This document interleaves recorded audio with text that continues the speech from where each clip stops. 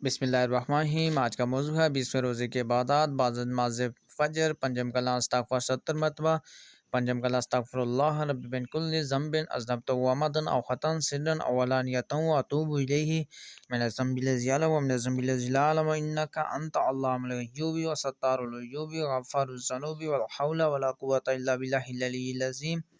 بعد نماز ظہر آیات شفا 17 مرتبہ۔ آیات شفا امام متی کا ابو قاسم رحمۃ اللہ علیہ سے منقول ہے کہ وہ فرماتے ہیں کہ ان کا ایک بچہ بیمار ہو گیا اور اس کی بیماری اتنی سخت ہو گئی کہ وہ قریب المرگ ہو گیا۔ وہ بیان کرتے ہیں کہ میں نے رسول صلی اللہ علیہ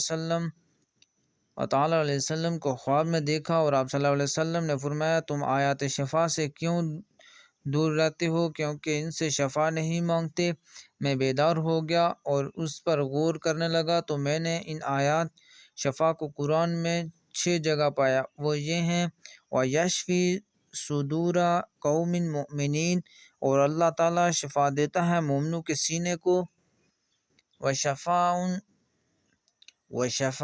لِمَا فِي الصُّدُورِ يُخْرِجُ مِن بُطُونِهَا شَرَابٌ مُخْتَلِفٌ أَلْوَانُهُ فِيهِ شِفَاءٌ لِلنَّاسِ وَنُنَزِّلُ مِنَ الْقُرْآنِ مَا هُوَ شِفَاءٌ وَرَحْمَةٌ لِلْمُؤْمِنِينَ وَإِذَا مَرِضْتُ فَهُوَ يَشْفِينِ قُلْ هُوَ لِلَّذِينَ آمَنُوا هُدًى وَشِفَاءٌ۔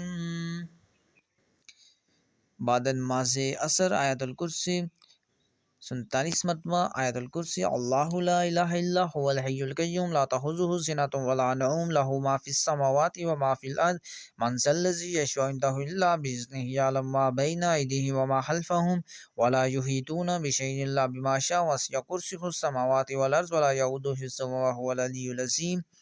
بعد نماز مغرب درود ابراہیمی 33 مرتبہ۔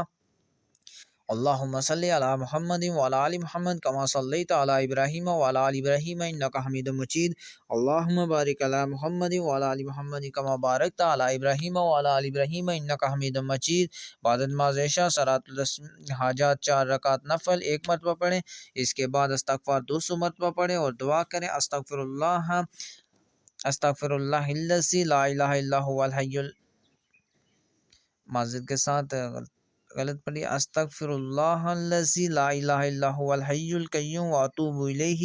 میں اللہ سے اپنے گناہوں کی معافی مانگتا ہوں، وہ اللہ کے جس کے سوا کوئی معبود نہیں، وہ زندہ ہے، رہنے والا ہے اور کائنات کو قائم رکھنے والا ہے، اور میں اسی کی طرف رجوع کرتا ہوں۔ اگر ہماری ویڈیو اچھی لگے تو ہمارے چینل کو سبسکرائب کر دیں۔ دوران کلامات کوئی غلطی کوتاہی ہو گئی ہو تو بارگاہ الہ میں دعا گو ہوں کہ اللہ پاک اپنے فضل و کرم سے معاف کرے، آمین۔